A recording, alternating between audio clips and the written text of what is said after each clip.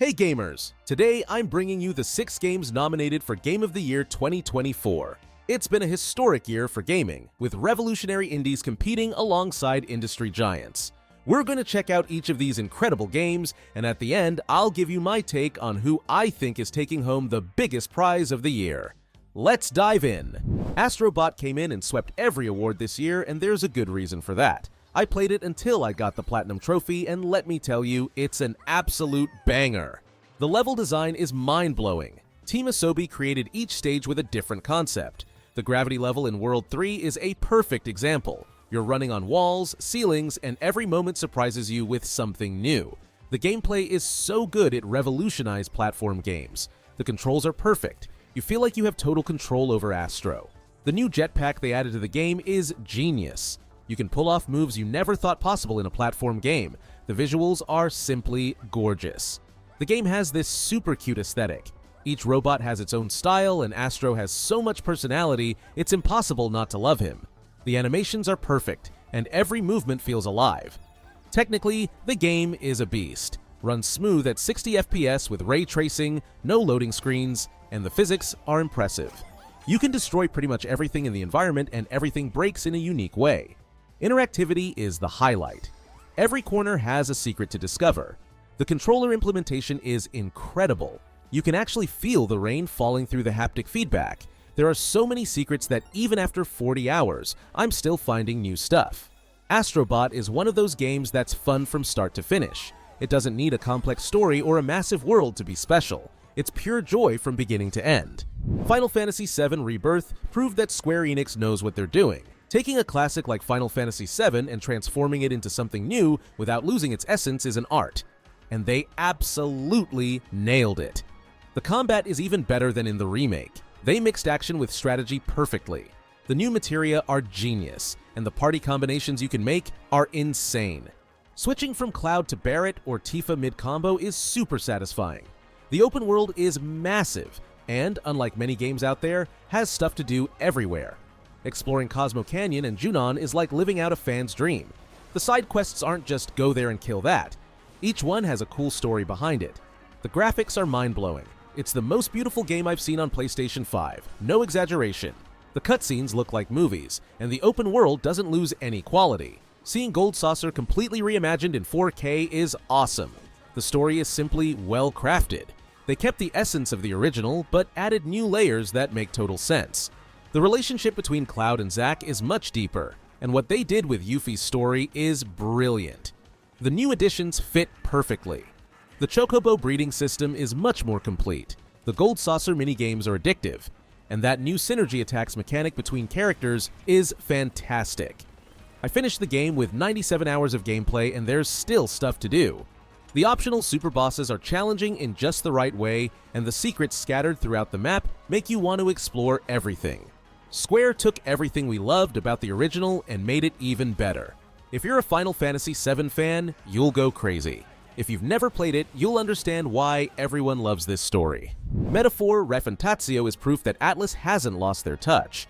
The creators of Persona delivered an RPG that feels familiar to fans, but with its own incredible identity. The Persona DNA is there, but the game is unique. The mix of medieval fantasy with modern elements created a visual style you won't see anywhere else. Each dungeon has its own style that reflects the character's internal conflicts. That third chapter dungeon is spine-chilling. The battle system is fantastic. They took the best of Shin Megami Tensei's press turn system, mixed it with Persona elements, and created something new. The Metaphor Links system is genius. Every decision you make in the social part directly affects your battle abilities.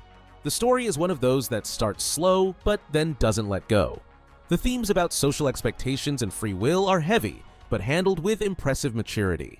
The Chapter 4 plot twist left me speechless. The game has an incredible soundtrack. They mix jazz with progressive rock and classical music. The main battle theme is so good you get happy when you encounter enemies just to hear it again. The social system is even deeper than Persona. Each NPC has their own routine and reacts to changes in the world. There are side quests that only appear if you're in the right place at the right time with the right choices made.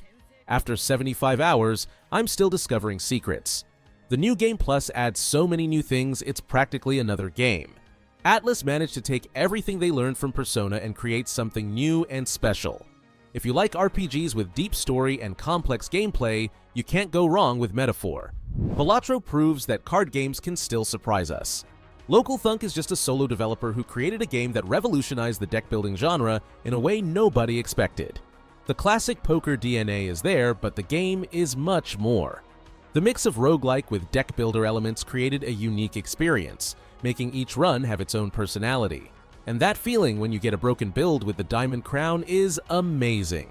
The game system is super well thought out, taking poker basics and adding multipliers, transforming it into something totally new. The Joker system is really cool, where each different card completely changes your strategy. That X64 multi with Full House combo gives you such a great feeling. The progression is one of those that hooks you and won't let go. The increasing difficulty and unlocking new decks keeps you playing just one more run. When you discover the advanced scoring mechanics in Hellish mode, the game gains incredible depth. The minimalist design is a masterclass in less is more. The clean and intuitive interface hides one of the most complex systems I've seen in a card game. The visual effects are simple but super satisfying, and seeing that cascade of numbers rising on screen is addictive. After many hours, I still have the same desire to keep playing. The community is always finding insane strategies, breaking records, and sharing builds. The game became a phenomenon with over 2 million copies sold, proving that sometimes the best ideas come from the most unexpected places. If you enjoy games that mix luck with deep strategy, Balatro is a must-play. Elden Ring, Shadow of the Erdtree proved that From Software still knows how to make DLC better than many full games out there. The expansion everyone's been waiting for since 2022 finally arrived, and man, what a punch in the face this was. The new continent of Jail is simply surreal. Each area is more impressive than the last, with level design that makes the base game feel like a tutorial. That first time arriving at the celestial ruins of Haveltyr is jaw-dropping, and that's just the beginning of the expansion. The bosses are totally insane. Mesmer, the corrupted prince, is already in the top 3 best from fights ever. 50 attempts later, and I still shake just thinking about his phase 2. And I won't say much about Miquella to avoid spoilers, but keep a spare controller ready. The combat evolved massively. The new weapons are completely broken in the best possible way. The Chronos Scepter alone revolutionized PvP, the community is still discovering combinations, and the new time spells are completely new gameplay. The lore expansion was absurd, with each item, description, and dialogue adding layers upon layers to the story. The theories about the true identity of the Spectral Knight have already spawned hours of debates. FromSoft took those subtle hints from the base game and transformed them into epic revelations. The controversy about GOTY 2024 eligibility is understandable. After all, it's an expansion. But Shadow of the Erdtree has more content than many AAA games out there. It's over 40 hours just to finish the main story, not counting the numerous secrets and optional areas. The impact on the community was massive. The game resurged in streams, discussion groups exploded, speedrunners are breaking records every day, and the DLC revitalized Elden Ring. If the base game was already amazing, Shadow of the Erdtree made it even better. Black Myth Wukong is that game everyone thought was too good to be true when it was announced. Game Science proved that Chinese developers know how to make great games, delivering one of the most impressive experiences of 2024. The visuals with Unreal Engine 5 are beautiful, with stunning graphics. The scene of the Monkey King facing the dragon in the middle of the storm is already iconic, and those particle effects and lighting are absurd even by current standards. The combat is that perfect mix of Sekiro and Bloodborne. They took the Souls-like foundation and added Wukong's transformations, creating a unique system. Transforming your staff into 3 clones during a combo is super satisfying, and that mid-air dodge mechanic is addictive. The development controversies were pretty strong, with rumors of intense crunch at Game Science that worried many people, but the studio was transparent, reorganized their processes, and delivered the game without sacrificing quality or the team, a lesson for the whole industry. The ambition of this game is surreal. Adapting Journey to the West isn't easy, but they managed to perfectly balance respect for the original material with a modern vision. The non-linear narrative with multiple timelines is complex but works really well. Cultural representation is the high point. Finally, we have a AAA that shows Chinese mythology without stereotypes or forced westernization. Every detail, from the armor to the music, breathes authenticity. The research work was impeccable. The level design impresses with its verticality. Wukong's parkour abilities allow exploration in all directions. That sequence climbing Jade Mountain, switching between different forms to solve puzzles, is top-notch level design. Black Myth Wukong showed that the Chinese industry has arrived to compete at the highest level. If this is the future of Chinese games, the future looks very promising. Let me keep it real about GOTY 2024. Final Fantasy VII Rebirth is the absolute favorite. Square took nostalgia, modernized it, and created something massive. The game is technically perfect, emotionally strong, and hard to beat. Astro Bot surprised everyone with nominations, but it lacks narrative weight to take the main prize. It's charming and innovative, but platform games rarely win Game of the Year. Metaphor ReFantazio is that game everyone respects, but probably won't win. Atlas did an amazing job, but Persona's Shadow is still too strong. Black Myth Wukong has dark horse potential. Absurd visuals, refined combat, and represents China arriving strong in the market. If it weren't for the development controversies, it would be stronger. Balatro is the indie sensation of the year, but Game of the Year is dreaming too big. Being nominated is already a victory. Proves that simple games can still impact the whole industry.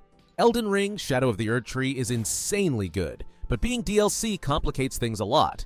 FromSoft delivered enough content to be a full game, but history shows that expansions don't win. My bet? Final Fantasy VII Rebirth with Black Myth Wukong as the dark horse. 2024 showed that gaming is becoming more global and diverse. Every type of game, from everywhere in the world, competing at the same level. That's real evolution. And that's it, folks! Those were the 6 nominees for Game of the Year 2024.